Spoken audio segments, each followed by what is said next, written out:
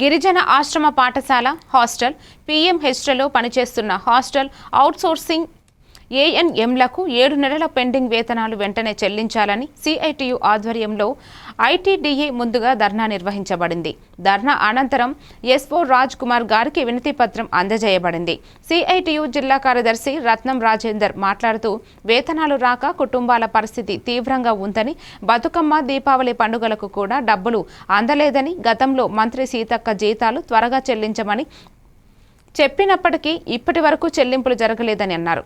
అదనంగా పండుగ సెలవులు, ఆదివారాలు కత్తిరించడం, ప్రసూతి సెలవులు ఇవ్వకపోవడం, మెడికల్ కిట్స్ అందించకపోవడం కూడా వ్యతిరేకంగా ఉన్నాయని హెచ్చరించారు. ధర్నాలో సిఐటియు జిల్లా అధ్యక్షులు ఎండి దావూద్, ఏఎంఎంల స్వరూప, శాంతకుమారి, గీతాంజలి, అరుణ, సుజాత, కల్పన, రమ్య, నాగలక్ష్మి, వినోద, జ్యోతి, శ్రవంతి, గంగా, ప్రియదర్శిని, విజయ్ కుమారి తదితరులు పాల్గొన్నారు.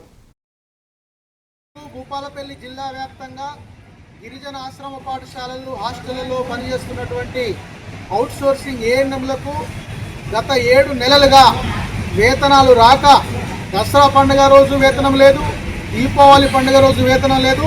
2 పండుగలు పండుగ పూట పస్తులు ఉండేటువంటి పద్ధతిలో కుటుంబం గడవడి పరిస్థితులలో పిల్లలకు కనీసం బట్టలు కూడా కొనియలేటువంటి దీన స్థితిలో పండుగలు కూడా గడిచిపోయినాయి. 7 నెలల నుంచి వేతనాలు రాలేదు. ఐటీడీఏకు 2 నెలల క్రితమే బడ్జెట్ వచ్చింది.